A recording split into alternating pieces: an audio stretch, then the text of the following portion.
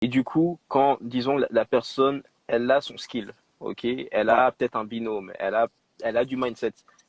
Quel ouais. conseil, un conseil, tu pourrais donner pour qu'elle trouve ses clients? Est-ce que tu lui conseillerais d'aller taper, bon là c'est un peu compliqué, d'aller toquer à la porte, d'aller voir directement les gens, voilà, en physique.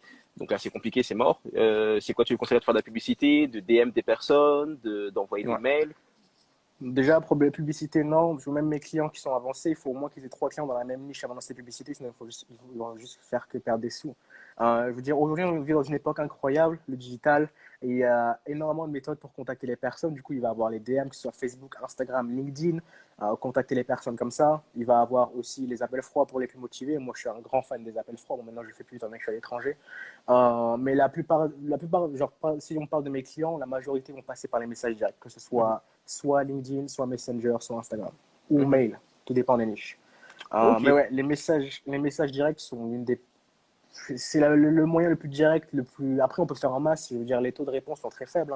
Hein. Et je dis pas que c'est forcément facile, mais à la fin, il y a tellement de moyens de prospecter avec Internet, que ce soit pour que ce soit le groupe Facebook, etc. mhm.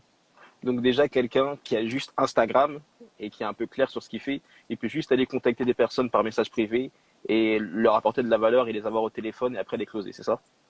Bah, Instagram, à la fin, c'est quand même assez différent pour moi. Par exemple, j'ai peut-être, je crois que deux clients qui sont vraiment sur Instagram, mais après, ils ont vraiment un branding et une image qui tourne autour de ça.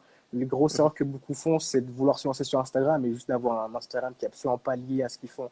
Et les gens ne leur répondent pas. Je veux dire, c'est qui? Ce qui fait que souvent sur LinkedIn ou sur Facebook ou par mail direct, c'est un peu plus facile. La majorité du temps, il faut quand même avoir un assez bon branding en fait avant de se lancer sur Instagram. Je veux dire,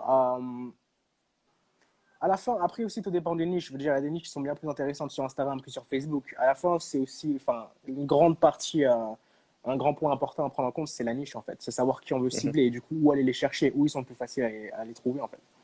mhm.